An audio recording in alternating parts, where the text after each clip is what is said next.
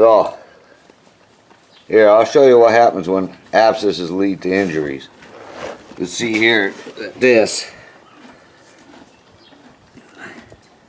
is actually quite, I'll show you the bottom. It started as a heel abscess, but as it progressed, because somebody wasn't checking their feet, didn't even realize she had an abscess in her heel, and what happened was it started to crack, and like I said, the hoof got overgrown. Nobody was checking.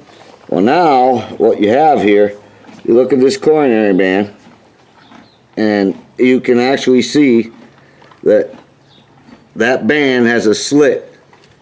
You look right at the hairline there, you can see how that's cracked back. So it's only attached by a tiny little thread right here. The thing is, you're dealing with live tissue. I had cut this off already.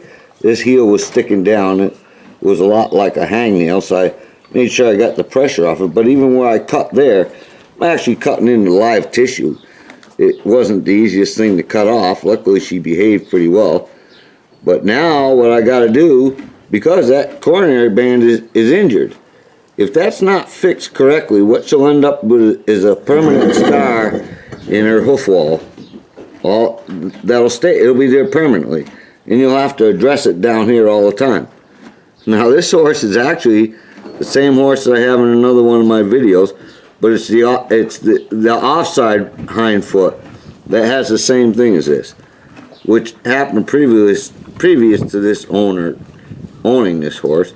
But this is what happens, or what can happen, to an abscess that's left unattended.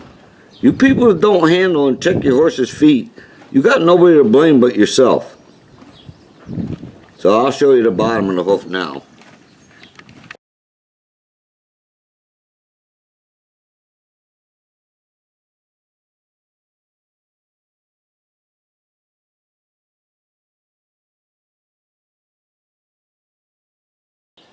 So, you know, what happened here was she got an abscess right in the seat of corn here.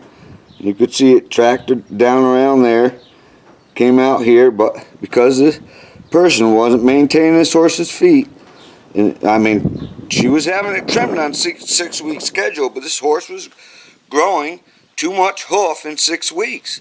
We've had a lot of rain here. The grass has been phenomenal, but so because she's a little bit out of balance there, and this has all been explained to this girl. But so what happened here, the hoof wall started to break away. It didn't get addressed. It broke all the way up to the coronary band. And see, I'm not going to pull on it because she'll pull away. But so now I got to get the vet in here to cut this, because that's surgery. I want to make sure, or hope, to get this coronary band fixed and fixed correctly, and then you're relying on the vet and make sure that, you know, they've got to have the correct knowledge to get this to heal correctly, so that you don't end up with a permanent scar in the hoof.